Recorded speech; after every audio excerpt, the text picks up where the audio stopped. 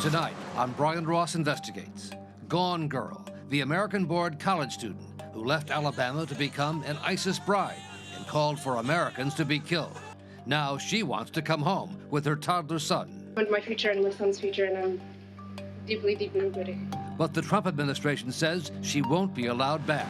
She is not a U.S. citizen, nor is she entitled to U.S. citizenship. And what about the journalists that were captured, still missing in Syria? John Cantile, Austin Tice. We'll be joined by the mother of journalist James Foley, who was taken hostage by ISIS and then murdered. Plus, our shout-out, the reporters in Tampa who investigated a prestigious children's hospital's heart institute. Your daughter just suffered a stroke.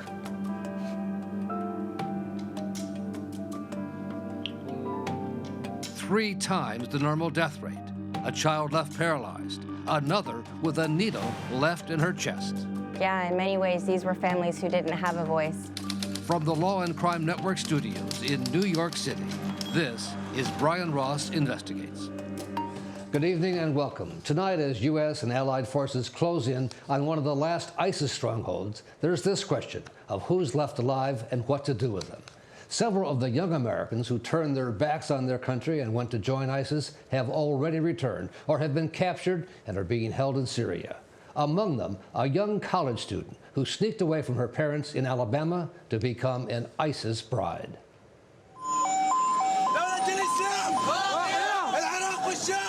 At the height of the ISIS reign of terror, targeting American hostages for brutal executions, taking credit for attacks in the U.S. and elsewhere of innocent civilians. Then 20-year-old Hoda Muthana, a college student in Alabama, chose to become one of the dozens of Americans to join up with the terror group. She sneaked away from her family and settled in the Syrian city of Raqqa, the ISIS headquarters, and married an ISIS fighter from Australia, Suhan Rahman, who would be the first of 3 different ISIS men she would marry. In a tweet using the name Jihad, Muthana posted a picture of 4 passports and wrote, "Bonfire soon, no need for these anymore." Then, after her husband Rahman was killed, the American convert sent this message by Twitter in 2015. Veterans, Patriot, Memorial, etc. Day parades. Go on drive-bys, spill all of their blood, or rent a big truck and drive all over them. Kill them. Now, 4 years later, Hoda Muthana is one of 1,500 ISIS wives and children being held in this refugee camp in Syria, and she wants to come home with her 18-month-old son, launching a media campaign to express her regrets. I don't know, I thought I was doing things correctly for the sake of God.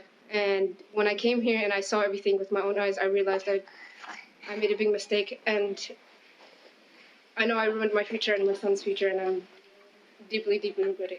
She says she wants to come home. When I go back, I will learn more, and I will try to help people not make the same mistake that I have. Do you think you'll be able to go back to the United States? Do you want to go to the United States? I prefer America other than anywhere else, yeah. And what do you want to do if you went back to the States? What do you think will happen to you if you were allowed to go back? Of course, I'll be given jail time. On instructions from President Trump, the State Department has issued a ruling that Hoda Muthana is not considered a U.S. citizen and will not be allowed to return to the United States. She is a terrorist. She's not a U.S. citizen. She ought not return to this country. So she wasn't born here? She may have been born here. She is not a U.S. citizen, nor is she entitled to U.S. citizenship. Her case is not the first and likely will not be the last to involve ISIS fighters and supporters who want to return to their homeland, now that the terror group has been largely defeated, or at least had the territory it held in Syria overrun by U.S. and allied forces. Joining us now, 3 people who know a lot about this, 3 people for whom I have great respect. Karen Greenberg is the director of the Center on National Security at the Fordham Law School. Seamus Hughes is the deputy director of the program on extremism at George Washington University. And coming in to us by Skype from Boston is Diane Foley, whose son James was a freelance journalist, taken hostage and then executed by ISIS. Let me start with you, Ms. Foley. What do you think should happen with Hoda? Well, I think it's very important that any and all of the ISIS fighters, be they wives, supporters of this jihadist terrorist activity must be held accountable. I think it's essential. Otherwise, I feel that the surviving fighters will become emboldened to just bring their terrorism elsewhere. I feel it's very important. However, I realize it's complex, and perhaps it requires an international criminal court, if not possible to bring her and others to the United States for justice. Would you prefer that she be brought here and put on trial? I feel she should be held accountable, for sure. It's essential. I just presidential policy directive, which promised that whenever American citizens are killed or harmed in any way, that we would hold them accountable. And we have two of the alleged Beatles, Cody and Al-Sheikh, awaiting extradition in Syria, awaiting for someone to hold them accountable for their crimes. So let me ask you, Seamus, you've been tracking this as well. In the case of Hoda, you were telling me the decision to strip her of her citizenship or not recognize her as a citizen was made in the previous administration. Yeah, it was the last days of the Obama administration they decided to revoke her citizenship, or at least look at the citizenship and decide that she wasn't a U.S. citizen to begin with. So it really wasn't President Trump's call. No, in many ways, the Trump administration is furthering the Obama administration's decision, and I don't think it's the correct decision. Karen Greenberg, what do you say about that? I think that we have very strict rules about taking someone's citizenship away, revoking it in any way, and that crossing this threshold is unacceptable. And I think the issue of stripping citizenship and holding somebody accountable via trial are separable. And that I agree that we need to hold her accountable in a court of law here, as we've done for many citizens and non-citizens alike. Seamus, how many ISIS supporters, loyalists have been brought back to the U.S.? How many went? How many are back? Yeah, so the FBI talks about some 300 people that have attempted to or have traveled to Syria and Iraq.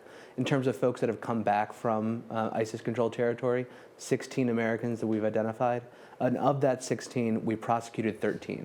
This is a well-worn system of putting them through federal court systems. There's a way to deal with classified information. There's a way to get justice to the families and victims in here, and there's a way to figure this out. So there's no need to send them to Guantanamo? No, I don't think so. And in many ways, you know, in Guantanamo, we're still waiting for the first trial. And if you want to get justice, I think the federal court system is the way to go. Karen, do you agree with that?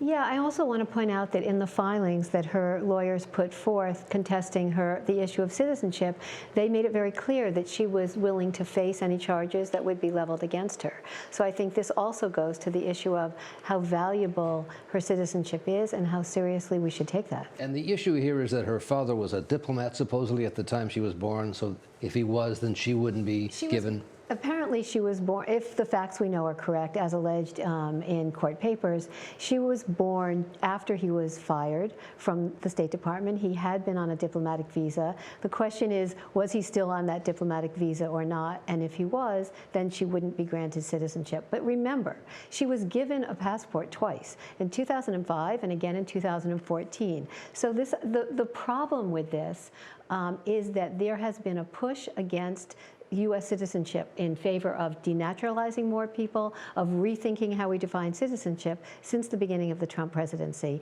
And we've seen it now with the census, whether or not you have to declare citizenship on census, and in other areas.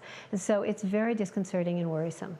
Seamus, you began tracking this many years ago. You've talked to her parents 3 or 4 years ago. What led her to actually end up going to Syria to join ISIS, become one of these ISIS brides? Yeah, I think this is one of those cases, one of the very few cases where the online environment played a huge role in her radicalization. She reached out to a series of ISIS recruiters online. She got contact with them. She had a very strict upbringing. Her father was, restricted phones, didn't let her date boys and things like that. And she wanted a sense to get out of that. And so in the middle of the night, she told her parents she was going to go see a college. And the next day she disappeared and ended up in Turkey. Just like that? Just like that. And that's, the story of most of the ISIS cases in America. You have kind of bystanders who see something, but they don't realize what they're seeing. So if the U.S. Department ruling holds, she is a stateless person, and so is her son? Yeah, and that's the issue. It's that gray area right now. We've repatriated about 9 children so far back to the U.S. There's a system to deal with this, but I don't think the sins of the mother should be the sins of the son, and we have to figure out a way to do this. Diane Foley, how do you feel about that? Is this the appropriate way to handle it? She should be brought back, her child given U.S. citizenship? I agree that the child should be protected, certainly. He's an innocent victim of all of this. But I think it's very important that we remember not just this young woman, but also the hundreds of thousands of people the ISIS fighters have killed, and the fact that 4 American citizens were kidnapped, tortured, and killed by these fighters. And if I really feel it's in our interest to find a way to hold all of them accountable, be it through an international court or our own justice system.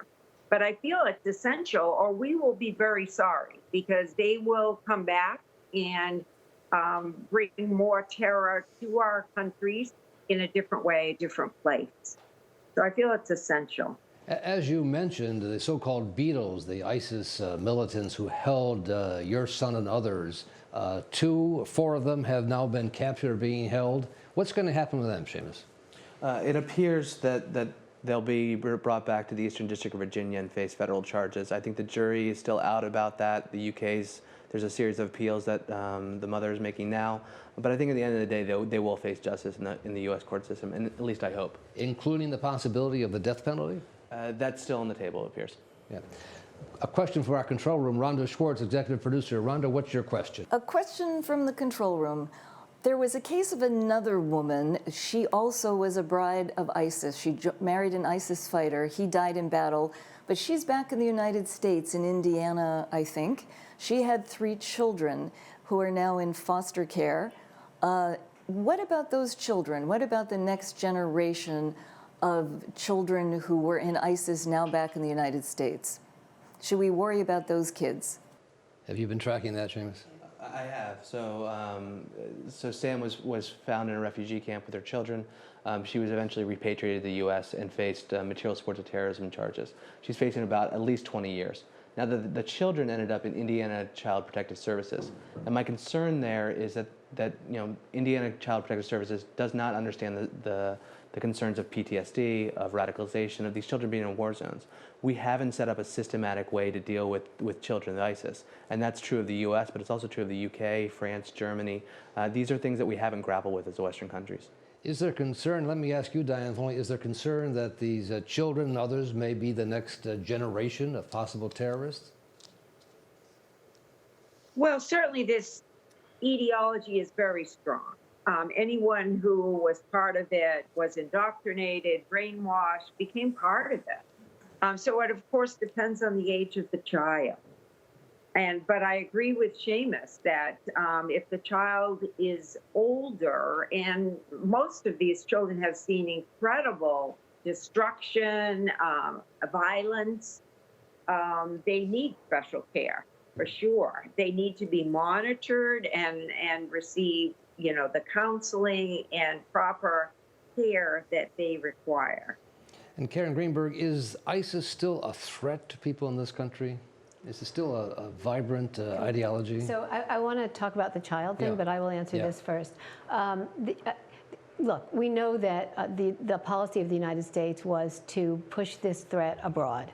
We succeeded in doing that over 2 administrations, and the threat in this country has been diminishing for a long time now. We had a handful of cases in 2018, and most of them had nothing to do with threatening attacks, nearly all of them in the United States. So it's much less than it ever was. Who knows what can happen in the future, but I want to talk about this child issue. Yes. The issue of children of ISIS fighters is a serious issue. There are camps of ISIS families in Afghanistan, in Syria, as you mentioned, and elsewhere. These children sometimes have mothers, sometimes do not, and they are left in a state of general untendedness in terms of education, in terms of understanding what faces them in the world. And so while we're focusing on these 3 in Indiana, which is fine, the crisis of children worldwide in stateless situations is something that is extremely essential to understand if you care about the national security of the United States and the globe. And the problem's even greater overseas in the United Kingdom. Absolutely. In France alone, you have 130 children that they're concerned about in terms of returning and what to do with them. And finally, we just have a minute, Diane Foley. There are other Americans, Westerners, still being held by ISIS, it's thought. Well, we're not sure, but I know of 2 public cases of Americans who are being held in Syria. The most well-known, of course, is Austin Tice, who's been held since August of 2014. And there's a gentleman that I've recently come to know, Jamid Kalamaz, who was taken in Damascus. He's the psychologist who was working there with refugees. But I've been working most closely with the Tice family, but more recently with this second gentleman. And we have no idea where they are and who has them. Well, Diane, thank you very much. The issue continues. I want to thank you, Karen Greenberg, Shamus Hughes, for joining us this evening. Your insights help us to better understand this highly charged issue.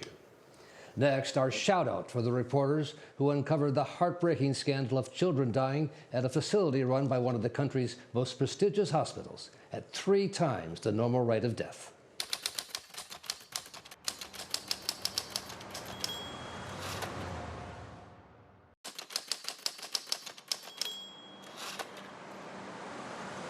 Our shout out tonight to an investigative team at the Tampa Bay Times that got a tip from a children's hospital about a personnel change, crunched a huge download of medical data, and discovered children in a special heart surgery unit were dying at a rate that far exceeded any other hospital in the state. The investigative report, with its own video, was aptly named Heartbroken. At least 11 children dead in one 18-month period. Many others left paralyzed or otherwise harmed. Surgeons actually left a needle inside this girl's heart and never told her parents.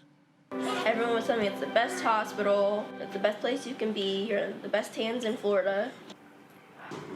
And we find that there was, in fact, the needle in her chest. And after the surgery was over, when they did the count they have to do to make sure they have all of the utensils and everything, they were missing a needle. So they knew they were missing the needle, but they never said anything to us. It was that troubling story that the reporters at the Tampa Bay Times say made them certain they were on to something big. I'm Kathleen McCrory. I'm the Deputy Investigations Editor for the Tampa Bay Times. And I'm Neil Betty. I am an investigative reporter for the Tampa Bay Times. The reporters say the initial tip came from someone who worked at the Children's Hospital, which had been taken over by the prestigious Johns Hopkins Medical Center. Its promotional videos boast of a world-class reputation. They came in and told us that she had truncus arteriosus. They told us we'd be going to Johns Hopkins, all children's.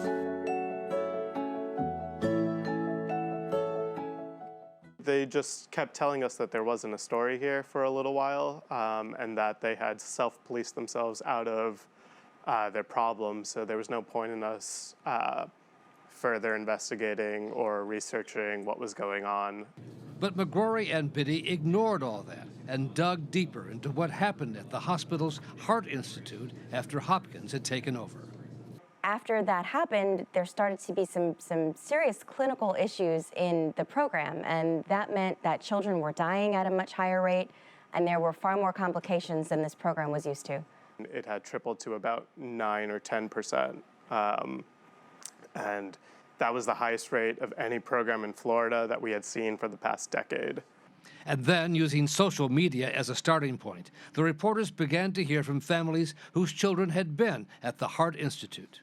It was incredibly emotional. I mean, the families were devastated when they found out that what happened to them didn't happen in isolation, you know, that there were other families who had experienced the same thing. No family more devastated than the Escamillas. The doctor came and he goes, you know, Miss Escamilla, you know, I just, something about, I really hate to tell this, but your daughter just suffered a stroke.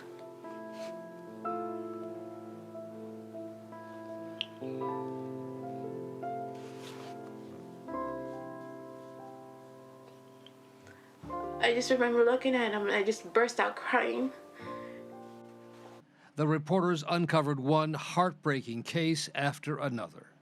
Yeah, in many ways, these were families who didn't have a voice. And in particular, they didn't have a voice alone, but when they came together, they had much more of a voice. The full Tampa Bay Times investigative report told a story that some in the hospital had tried to keep quiet.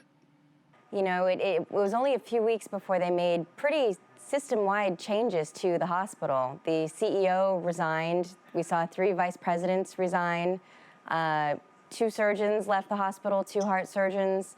The chairman of surgery stepped down from that post, although he remains at the hospital. And the new hospital president issued a remarkable apology to the families and the employees who had tried to blow the whistle. I know personally that many of you courageously spoke out when you had concerns, but were ignored or turned away. That behavior is unacceptable and will not be tolerated going forward. And most importantly, we owe an apology to the families and patients who did not receive the high-quality care that is our promise to all patients. I am deeply sorry for their tragic losses. It is devastating when a child is harmed or a life is lost. For the 2 reporters, the profuse hospital apology served as a confirmation that they were right to pursue the story in the first place. And they say there is still more to do. In a statement to us, the Johns Hopkins All Children's Hospital said federal inspectors have now removed the finding of patients being in immediate jeopardy, that all deficiencies have been addressed. So our shout out tonight to Kathleen McGrory and Neil Dibby and the editors at the Tampa Bay Times for taking on one of the country's most prestigious medical institutions and producing the kind of journalism that challenges the established and the powerful. That's our program for tonight. Thanks for joining us. We'll see you here next week.